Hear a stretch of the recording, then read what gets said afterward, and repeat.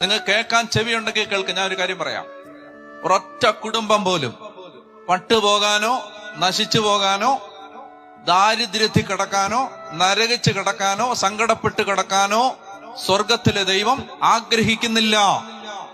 ഒരൊറ്റ കുടുംബം പോലും, അതായത് നശിച്ച് കിടക്കാൻ അത് ദൈവ പദ്ധതി അല്ല. അത് ദൈവ പദ്ധതി അല്ല. നശിച്ചു കിടക്കുന്നത്, നരകിച്ച് കിടക്കുന്നത് ദൈവ പദ്ധതി അല്ല.